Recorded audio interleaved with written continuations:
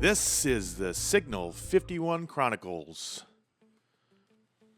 I'm John Henry. To my left here is my compadre, retired police sergeant with Fort Worth, Jake White.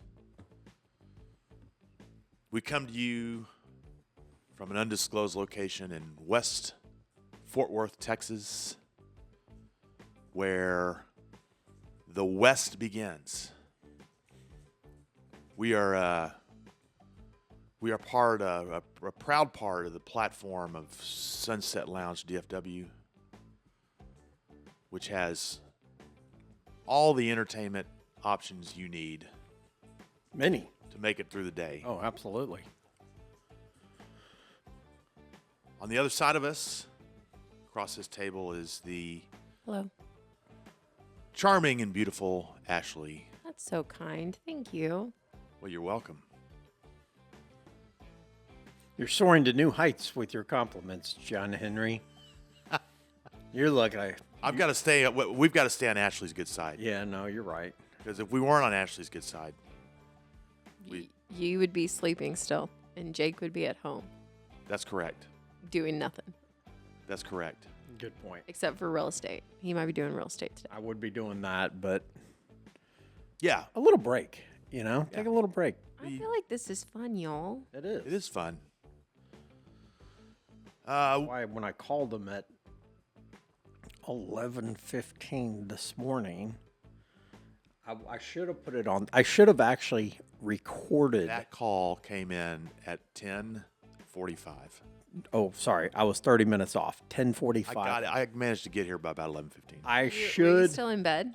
I was. Oh, in fact, no, I am going to do this.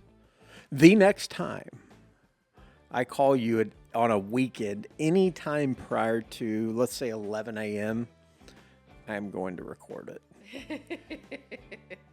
You know, Sunday's your best chance at that because typically I take it easy on Friday and might let my hair down a little bit on Saturday. I mean, yesterday was a special occasion Rush concert. at the Rush concert. Which was fantastic, by the way. I'm not a big Rush guy, but Me neither. Our leader, Mike Reiner, was there too. was that right? His first time ever seeing Rush. No kidding. Yeah. Holy mackerel. I never would have dreamed that. It's so bad. My knowledge of music. Same, man. And I hang out I with don't- people Really? who do music. I thought you were a music snob at one point in time. Well, I'm only a music snob for the bands that I'm a music snob for. Very just narrow window of musical genre that I listen to. And outside of that, I don't know. I mean, I could not name one single Rush song. Me either. Well, yeah, you know Tom Sawyer, I know. Tom Sawyer's like one of their most widely Oh, let me listen. played.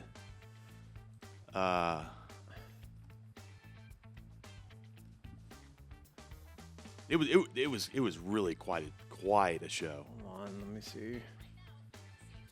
Hold on, let me see if I know this song. Turn her up. Oh, I know this song. Yeah, of course you do. Take me down to the No, I paradise. didn't know that was Rush. This is green and Yeah. the girls are pretty. I'm so bad about that. Well, I'm not very cultured in music. I'm not sophisticated at all with music. You could even probably call me illiterate Same. with music. I've been to like 10 concerts my entire life. Oh, wow. I know people who've gone to 1,000 concerts. And Yeah. first concert I ever went to, I was probably 22 years old. Really? Yeah. See, back in my teen years especially, the world was different back then. Yeah. We could drive from Arlington Do to things. Deep Ellum at the age of 16 and just go nuts at some crazy punk rock concert and repeat every other weekend. Right. Yeah, I knew Not most now. people who did that. Well, you can't get around anymore. No, you're right there. Yeah, that's a good point.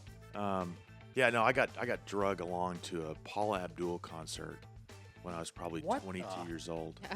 By who? None of you. It's No- no one that we ever want to talk about again. Book boyfriend. Book boyfriend. Seriously, dude.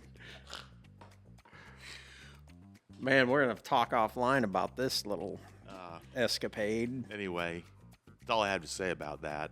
Was it good? No.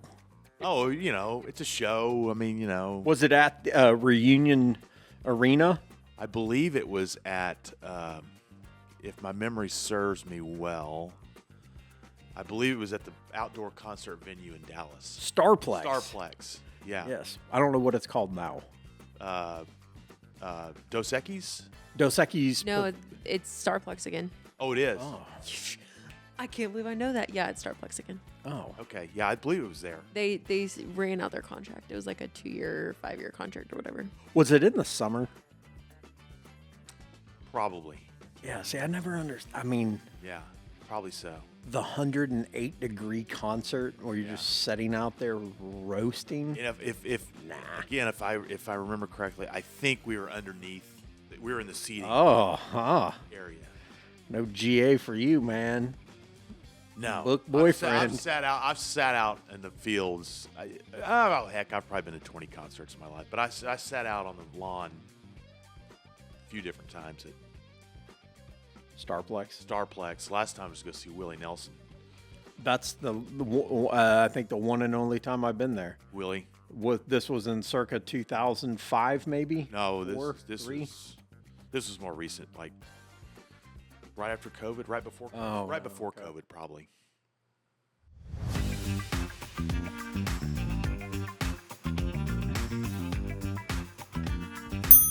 And now, Jake, it's time for our favorite segment, the last meal. The last meal. Who we got?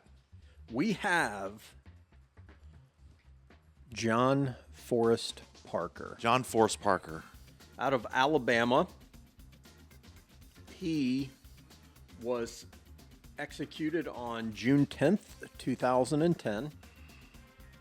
He was found guilty of a murder on March 18th, 1988. He stabbed to death Elizabeth Sinnott. Where'd this happen? This happened in Alabama. Alabama. So Charles Sinnott was a minister in financial trouble Third world, Alabama. and weary of his marriage to his recently insured wife, Elizabeth Sinnott. He contracted with one of his tenants, a guy by the name of Billy Gray Williams, to murder his wife for $3,000. That's it? That's it.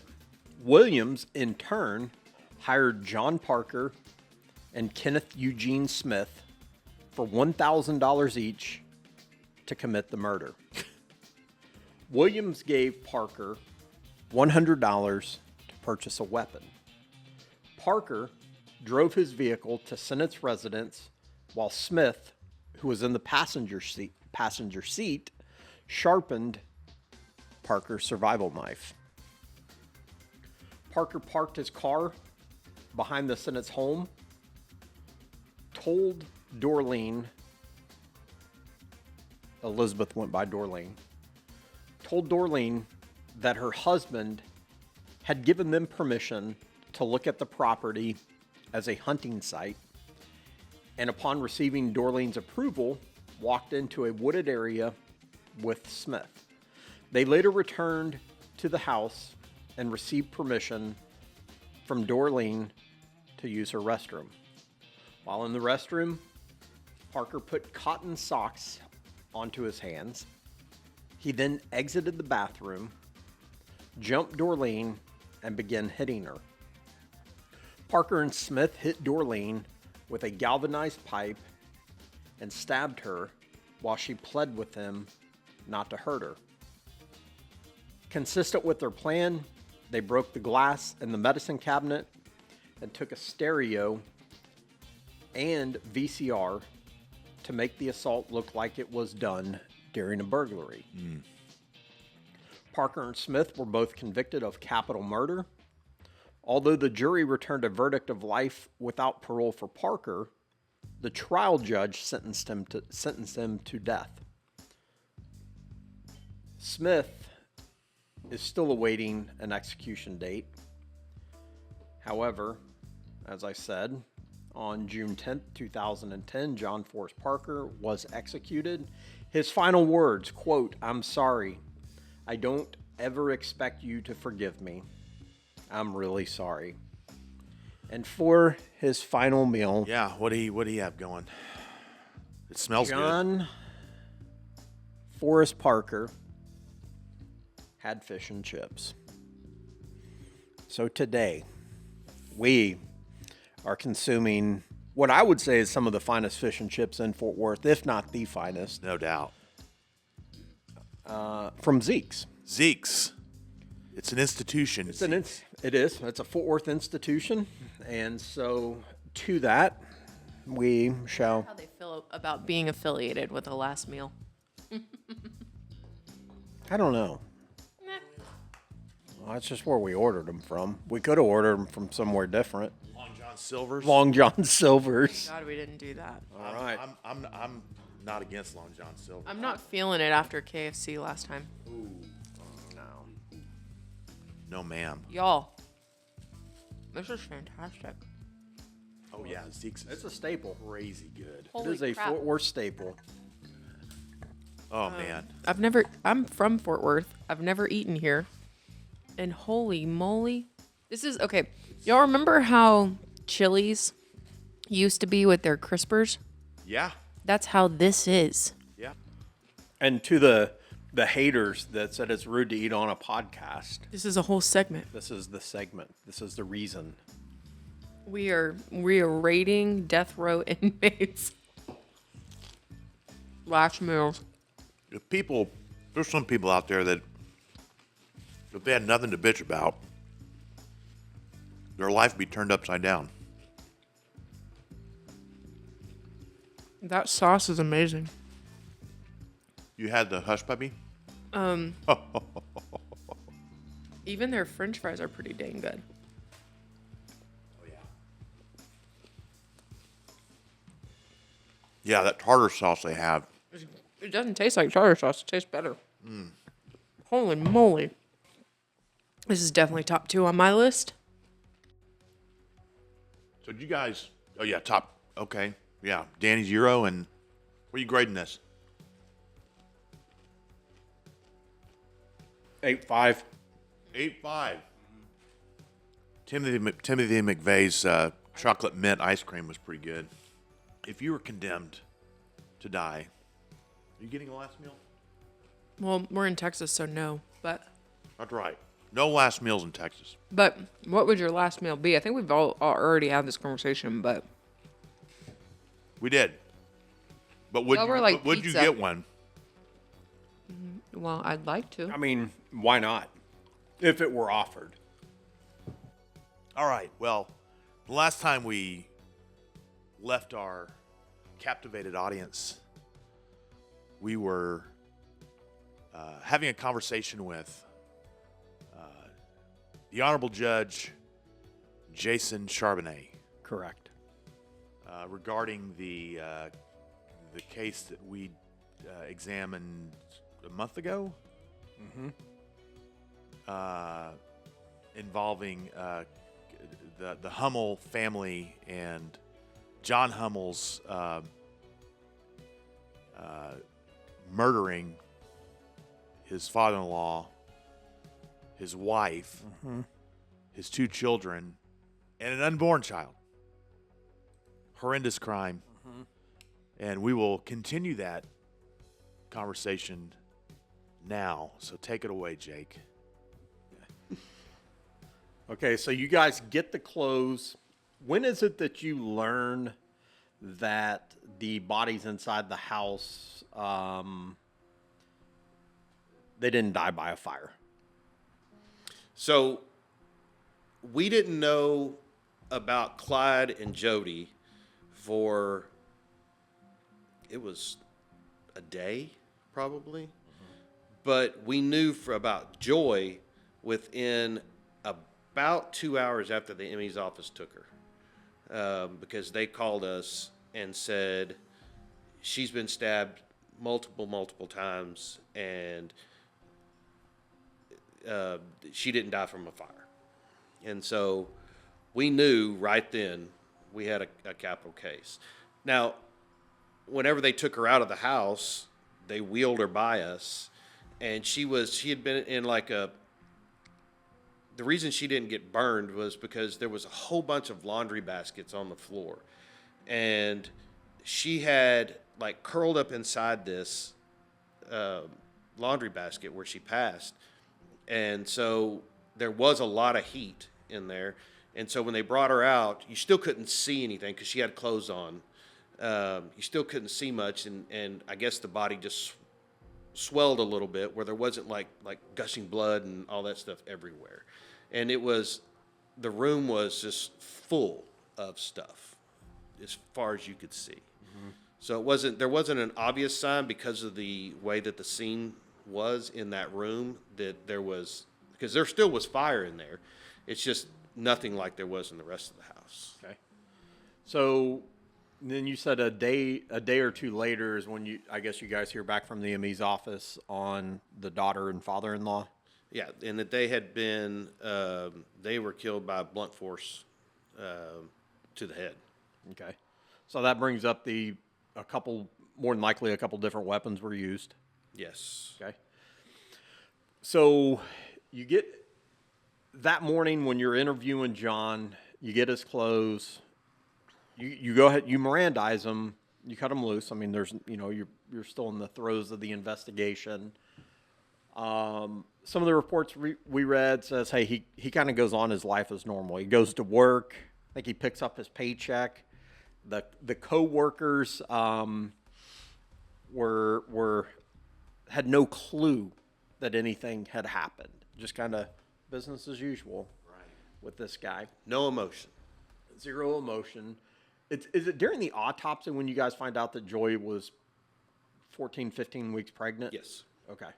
So at that point, that adds I don't know. Was it in 2009? This was the first case in the history of Tarrant County for somebody to be indicted for capital murder of an unborn child. Oh, okay. That's okay. Okay, that's what I was curious about on that. So Hummel. So you guys are investigation. Probably go home, or you probably don't go home and get any sleep. You're cranking out warrants and everything else that you need to do. 2 days later, so did you guys try to reach out to him after the first interview that you had with him? We didn't know because we were contacted by a citizen that wanted to file a missing persons report. And, well, I guess it's more twofold. A family member reached out because the dogs that they had something needed to be done. They couldn't get a hold of him. And so not long after that, I believe it was his church that reached out and wanted to file a missing persons report because he didn't show up for the memorial service for any of the deceased. And so they were really concerned that maybe he was going to try to hurt himself because we had not let anything out in the public at this point that we knew we had a capital case and that he was going to be, we didn't want him to run, which he did anyway. And by that time he was already gone. But no, they came in and filed a missing persons report, and of course we took it. And so that's how we we didn't need to reach out to him. So this is on December 19th, December 20th, somewhere around there. Then on December 20th, I'm assuming you or the department gets notified that at 5:48 a.m. John Hummel approaches a border checkpoint near San Ysidro, California. No ID, no passport, no nothing. When I got that call, you could have knocked me over with a feather. Okay. So the CBP officer runs his name and gets back some type of return that says he was, quote, armed and dangerous. What was is that something you guys inputted into NCIC? Like, hey, we don't want this guy leaving the country or leaving.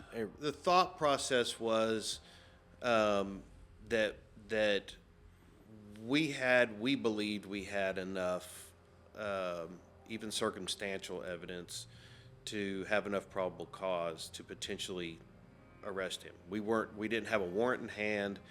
We were still waiting on some stuff from the ME's office, but we also didn't want the public to get hurt, Right.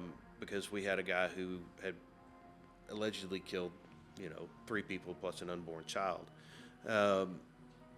We entered it because we wanted them to just be careful. Right. You don't know what this guy's capable of if he comes in contact with law enforcement, because we didn't know what his frame of mind was at all. We had a pretty good idea because he had no emotion at all. It was almost like he's willing to do whatever. He doesn't care. And that was the thought process behind it. So they notify you, and like you said, there's no warrant. There's no arrest warrant for him yet. So is this kind of scramble mode to where it's like, okay, they're holding him temporarily. We've got to get this warrant signed like ASAP. Well, it wasn't a murder warrant. It was an arson warrant. And we needed to get him in custody because he had fled. Mm-hmm. And obviously, all of these factors are going into the reasonable suspicion and then to probable cause, that all of these factors are culminating at one time. We had enough for the fire. We were just waiting on some stuff just to do the capital warrant. And because we didn't think that he was going really anywhere, because he didn't have anybody anywhere, that he would still stay local. And there was a sense of urgency, but we had to wait for the ME's office to give us the findings so we knew exactly what we had, because we had his story, and obviously I've written these before, but in some you can know right off, this is a suspect, this is the murder, this is a suspect, we're tying them both together, we got enough probable cause. But there was still that a little bit of doubt on whether or not how she had been killed, was there defensive wounds, what somebody didn't break in. We were trying to compile all of this within a very short amount of time, and so we had enough evidence at that point. I'm not going to go into all of that, but we had enough evidence to get an arson warrant. Right. And so that arson warrant, though, is just kind of in a way serving like, hey, we've got this guy, he's in custody, he's not going anywhere else. It buys them time in short. Yes. Where now they can kind of slow down and now focus on the capital murder components without him, running the risk of running to Mexico or wherever it was he had intended on going. So you guys, again, you scramble, you start writing the arson warrant, got the judge on standby, get that signed. How long was he in custody, or how long was he being detained by CBP from the time you were notified until the time the warrant was signed? Jake, I don't remember exactly how long it was. It was a few hours. Okay. It wasn't like it was days or anything like that. It was very long. So you tell them, hey, boom, warrant signed. We got an arson warrant for him. He's now taken into custody. And you guys hop on a plane and out to San Diego. Well, it kind of gets a little muddier there. All right. So, yes, we did. And so one of the things that we took Jim Rizzi with us. And anybody that doesn't know Jim, you should make it a point in your life to meet this man. Miles Brissett, if you don't know, he's a pretty well-known prosecutor. Now he's in the private sector. He was assisting us on this because he is and was for the DA's office, is the arson guy for all of Tarrant County and probably much of Texas. He knows everything about arson. And so they put us on a plane to San Diego, and it's the middle of the night. And he goes, Miles goes, we've booked y'all on these flights, or this flight, and you need to go home, pack some clothes. I don't know how long you're going to be there, and we'll handle the rest. And so our department, the DA's office, they were all getting everything set up. And I go home, I pack a bag. I packed for 4 days because I don't know how long I was going to be there. And so we get back, and this is why you need to meet Jim, okay? So I got this duffel bag with me, okay? And Jim he wears boots, jeans, cowboy hat, sport coat, tie, and a starched white shirt, okay? I'm not kidding you. Did I miss who Rizzy is? He's the DA investigator. Okay. Okay?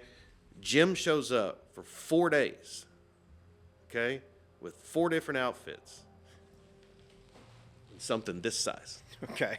Sounds like me. He's a Marine. He's a Marine. And every single day that we were in California, he was dressed impeccably. And so Jim had recently gone through the flying while armed class, if you remember, and we had not gone through it yet. So all of us had to give our guns to Jim to put in his bag so he could carry them onto the plane. And when we're on the plane, he's like, here. And so we're handing 45s and 40s to people on the plane. And so we get on the plane, and I'm sitting, and this is just kind of how policing goes. And I'm going to touch on this a little bit because it's important to know for anybody that's wanting to get into this line of work or that line of work this is how policing is supposed to work, okay? You're not supposed to pretend like you know everything. You are to collaborate with each other and try to make things work for the betterment of the people. And I say that to say this. So we're sitting on the airplane, and Jim is sitting one row in front of me in the aisle seat on the other side. And I'm sitting on an aisle seat, and Carlson's sitting in another seat, and then there's just some random guy. And so I'm collaborating with Rizzy behind me, or in front of me, and he says, and finally we went on for a few minutes, and this guy leans over and he goes, do y'all want me to switch seats with that guy? Because y'all are talking about something that is way more interesting than what I could have to talk to you about. And so he did. And so the plan was that John had seen Carlson and I before. And so when we got to California, we were going to go straight from the airport to the San Diego County Jail where he was being held. They had moved him from the border crossing to the San Diego County Jail.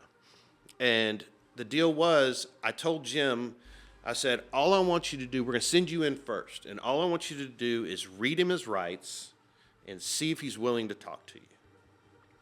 Okay? And that's it. And he goes, okay. And if he is, we'll be waiting. We'll be looking through the window. And if he is, just wave us in. And back then, there was no, interview room where we're looking through glass and you can hear everything. We could just see that he was talking to him in there when we get there. So we arrived at the jail. They took us into this room. We set up. We had a camera with us. We set up tripod. We did all that. Carlson and I step into another room, and Jim comes into the room, and they bring John in.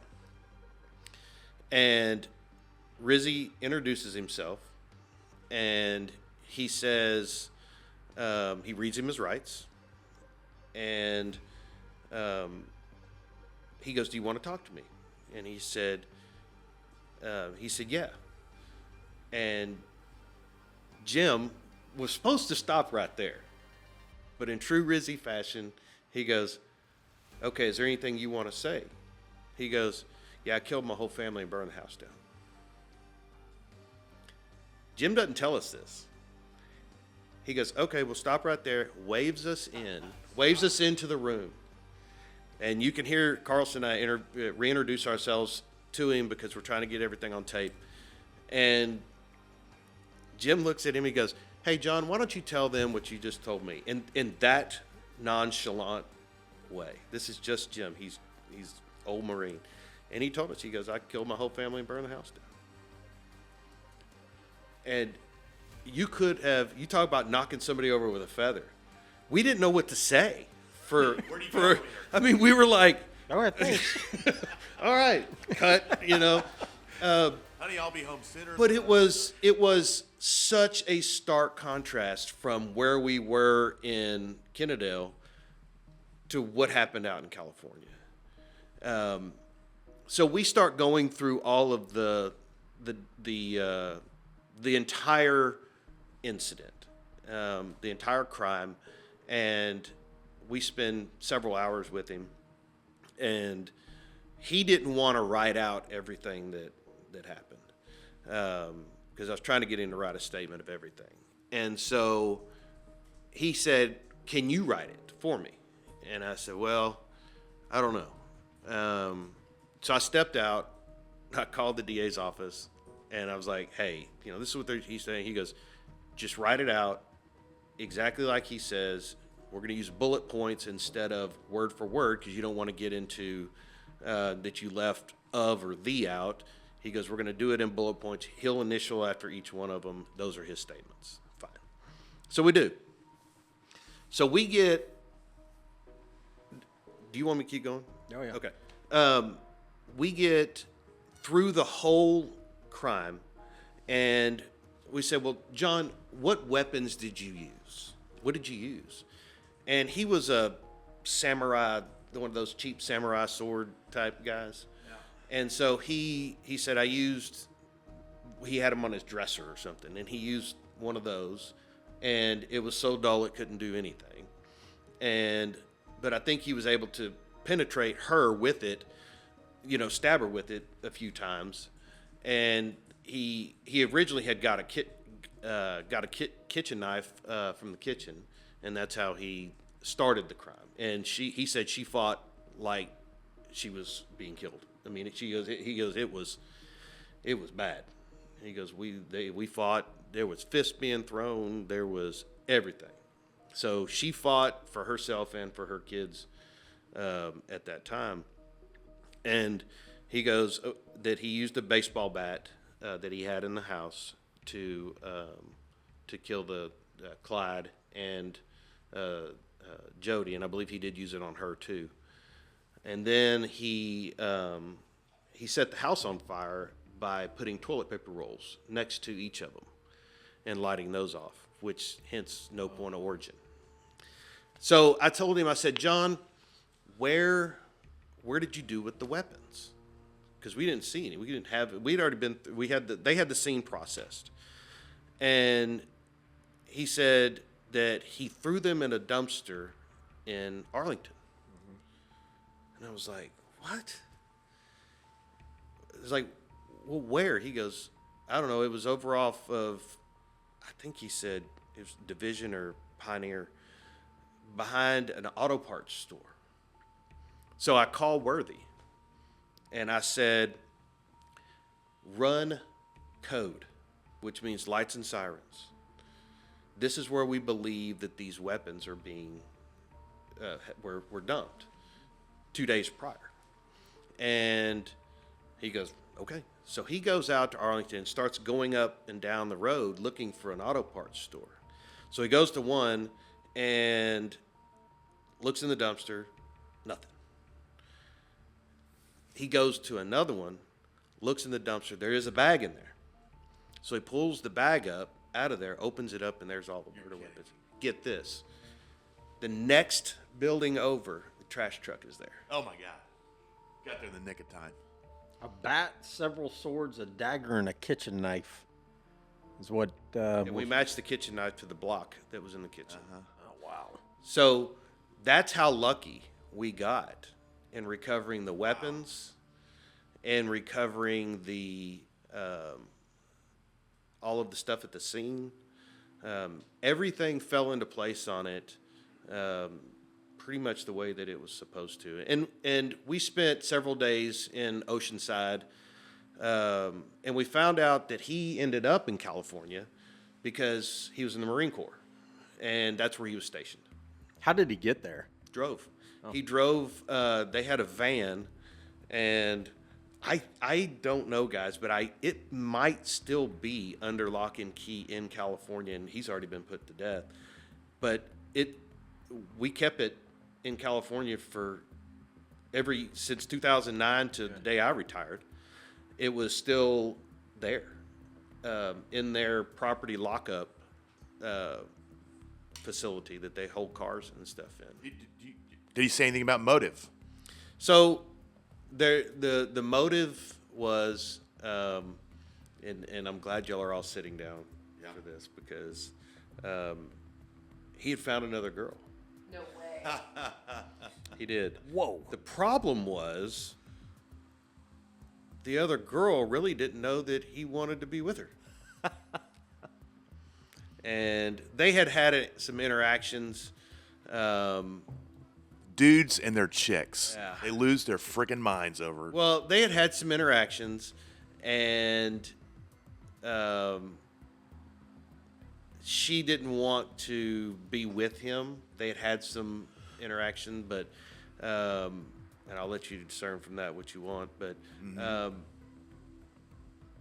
she didn't really want anything to do with him, but he wanted everything to do with her. Yeah. And so he decided that, Including the death penalty. apparently so, but she didn't want anything to do with him because he was married, and so she was calling off everything. And so he thought that the best thing to do would be to take out the whole family.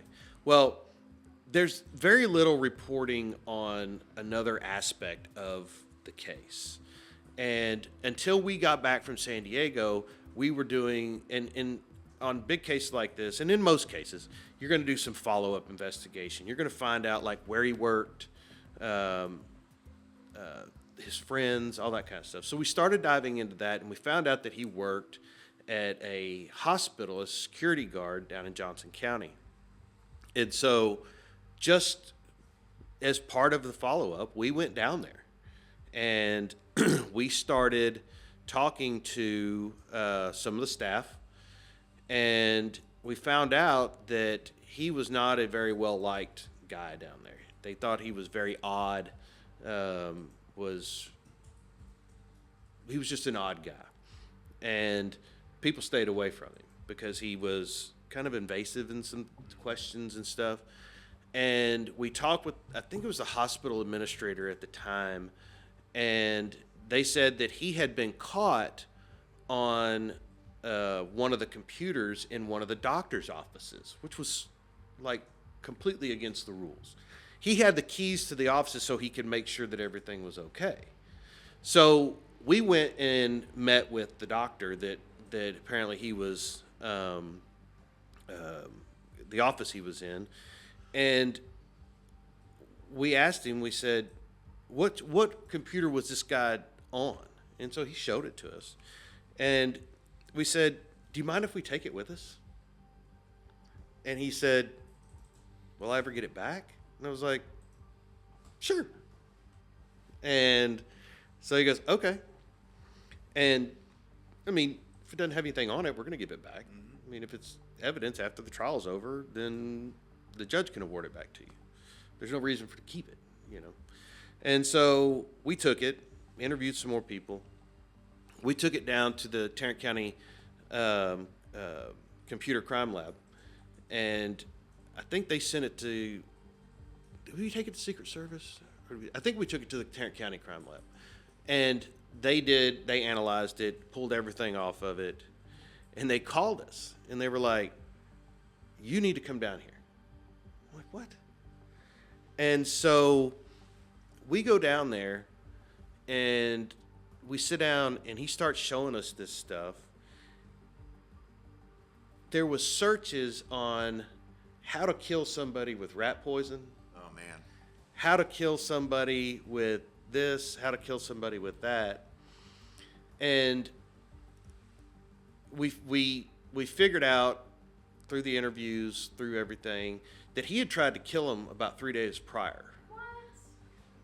With rat poison, decon rat poison. So he made spaghetti and put decon rat poison in the spaghetti. And he left to go to work. And his wife called him, and she said, "Did you try this spaghetti?" And he goes, "No, I just made it." She goes, "Well, it's green." He goes, "We're not eating this." Wow. So he threw it out. Wow. And so he had every inclination to. And he told you that? Absolutely. He told us he did it. And I guess I could back up a little bit because we may have found that out before, or we interviewed him a second time in Tarrant. It's been a lot of years, but in our county jail. And anyway, we found out that he had tried to kill her. I remember what it was. He told us that in San Diego, but we had no way to substantiate it until you got that. Until we got that computer back, and they told us that. So he was in this doctor's office, searching how to kill somebody with rat poison. Now, if I remember correctly, the girlfriend lived in Joshua. Is that right? Is that why he lived in Johnson County? Yeah. Johnson County. She worked in Joshua at the convenience store. Okay. Yeah. And he said that night that he had, in addition to Walmart, he had been in Joshua, I think. Yes. Yeah. Did you talk to her? We did. Yes. What was her take on it? Pretty much exactly what I told you just a minute ago, that they had interaction, and she was calling it off because he was married, and I still to this day totally believe the fact that she had no idea what this guy was going to do. And I don't even know if she knew that he was married. Initially. At the time. Yeah. Until a while after. And then she found out that he was married, and then she called it off. And that's what sent him into kind of a spin that he didn't want to be married anymore. And so he decided that the best... Or be a father. Not only not be married, not even... Not be married, not be a dad. Yeah. And, John is, I guess, the true definition of a psychopath. Uh-huh. They did a whole documentary on this, and the doctors are all analyzing all of our interviews and all of everything, and they pretty much pegged him as a true psychopath. The guy has absolutely no remorse for anything, and he will tell you anything you want to hear to make you go away. That's not a learned condition, or is it? I am not a therapist, so I don't know. Is one born that way, or I think that he probably was, but I think that you would have to go back into his childhood to figure out things, and they may have interviewed people to find out more about his upbringing and childhood to be able to come to that diagnosis. But of course, I'm no therapist. They did at trial. So defense called upon numerous witnesses from Hummel's childhood and school. As it was reported, Hummel was in special ed classes for all 4 years of high school. Hummel also seemed to struggle academically. Friends described Hummel as quiet, and he tended to stay in his room playing video games and Dungeons and Dragons. And I remember all of that, Jake, but that doesn't make you a psychopath. Well, I think that there is inherent traits to people. If you go back to like the Dahmers and the Gacy's and all those, they were killing animals just for fun, when they were kids, and they were doing things that were totally out of the ordinary for a normal social person. norms. Yeah. I think that probably played some into it, and somebody probably should have looked into it earlier in his life. But I mean, at what point do you say that because you wear black and play video games that you're a psychopath. But I don't know. Dungeons and Dragons, I always wonder. Is that that's It's a red flag. a red flag for you? Well, that doesn't surprise me. So yeah, he got sentenced to went to trial and was found guilty. And Did you guys have, like, because his appeals process was pretty lengthy, I guess like all of them, but did you guys have any role, any involvement, anything ever come up with you guys during that process? no, the only thing that I was asked if I wanted to do was go to the death to The watch him execution? be put to death, and I promptly declined that. After that trial was over, it's one of those type of cases that you never really want to have to deal with again, if you don't have to, and it's not my. Once he was found guilty, it's out of my hands, and I'm done with it, and so the state takes over from there, and I don't have anything. I didn't think I had anything to prove by him seeing me in a window. He knew why he was there. It wasn't because of me. He was there for what he did. He was there for what he did, but he was there also because of some really good police work on a whole bunch of people. Right. Not just me. It was the DA's office, Eric Carlson.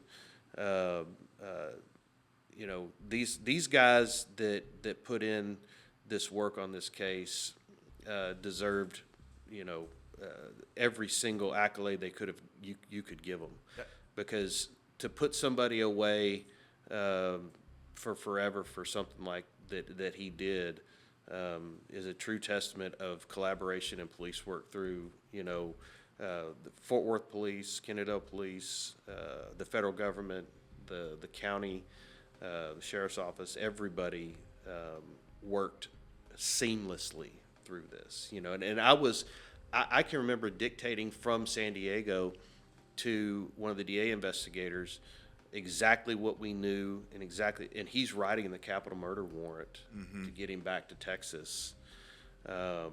They asked us to bring him home, and I said no, not. He had Crohn's disease real bad, he said, and I said, look, I'm not dealing with that. We tried to get a JPATS flight from the Marshal Service, and they didn't have one that was leaving, so ended up the sheriff's office went out there and picked him up and brought him back, set him in the back row of the airplane in handcuffs between two deputies. No kidding. Brought him home. Just a commercial flight. Mm-hmm.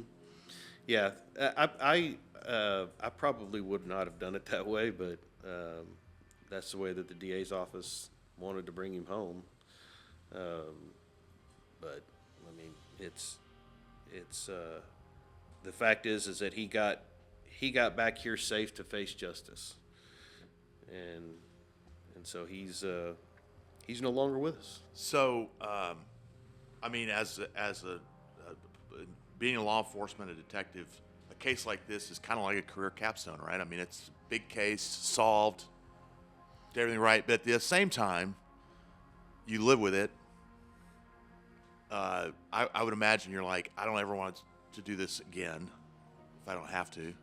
You're right. But one of the things that I found that was kind of a comforting thing is every year when I was still in law enforcement, I would go to the cemetery and make sure that the gravestones were clean, and you could see them, and told them that we got him, and that sorry that it happened.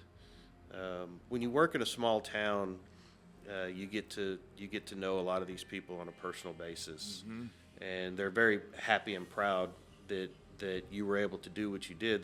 They're still devastated at what happened, but the fact that you still care, and that's what I loved about working in the smaller cities, or the smaller city, was being able to have the interaction with the family members that are still living in the community, and they see that you go out there. You don't broadcast it; they just see your patrol car near the or your unmarked car near the gravesite, and they see you, and they they understand that there are people that really that care about what you do, and the fact that or care about what they do, and there's you genuinely mourn for the fact that this happened to a 5-year-old, an unborn, a thriving mother, and a handicapped father-in-law. Mm-hmm. So it's one of those things to me that I'll never forget it. Sure. But I never want to relive it. No. Did they live? Were they from Kennedale? Yeah. So she grew up there, probably. I think she did. I know that the Bedford family spent a lot of time in Kennedale, Okay. so they've been around the area for a long time. I think that's one of the things that gets overlooked. What he was talking about, truly caring. And I don't know. You even here. Like you look at some of those investigators that are still here or have since retired, you don't ever see that side. The society as a whole doesn't see that side of them. Never. Right? They only see, what's on the news or at a trial or whatever. But you talk to these guys and, like some of the homicide detectives or the guys who investigate some of the, egregious crimes, their motives, it's, quite honestly, for the good of the cause, right? Not accolades, not wanting to be, recognized for what they do. It's quite legitimately because they believe in what they do. Mm-hmm.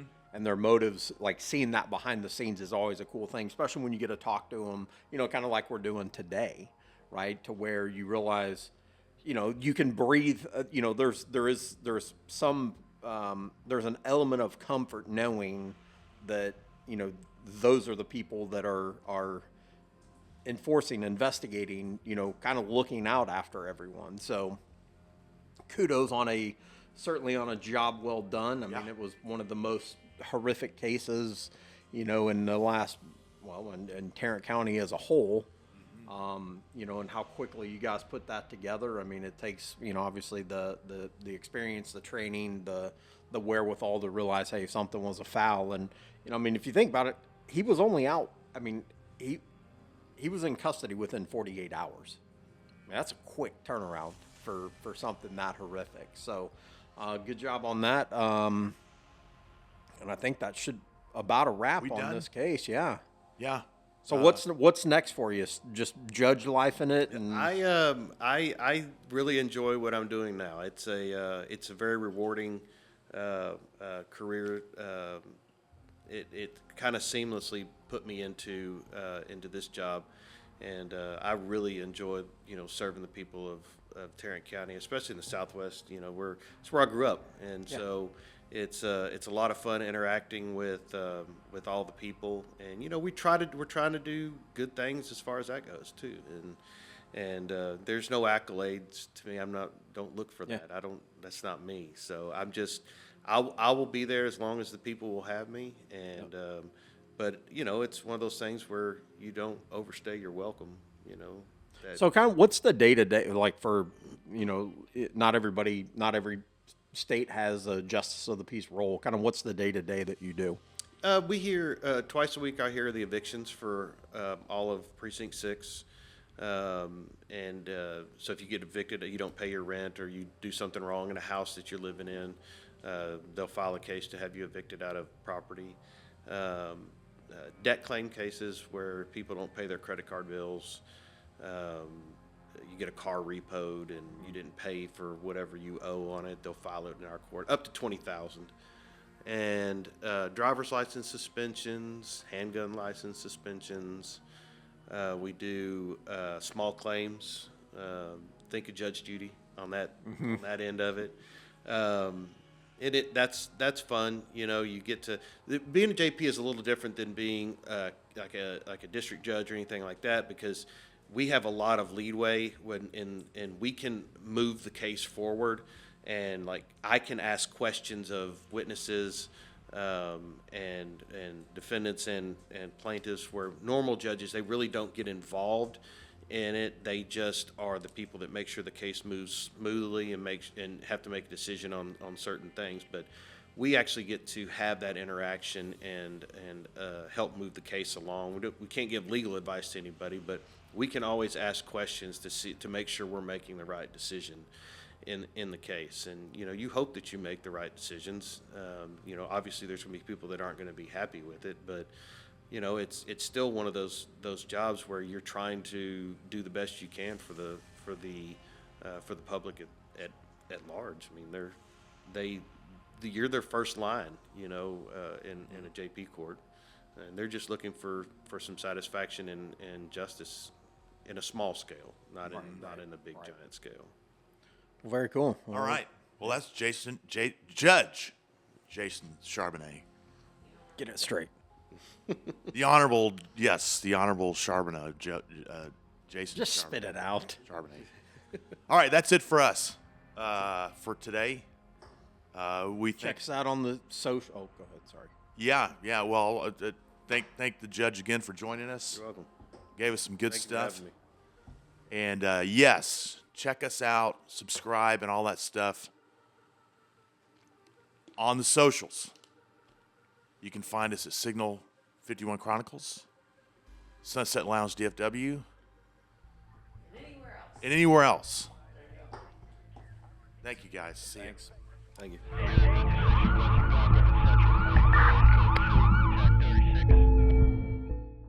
This is a Stolen Water Media production.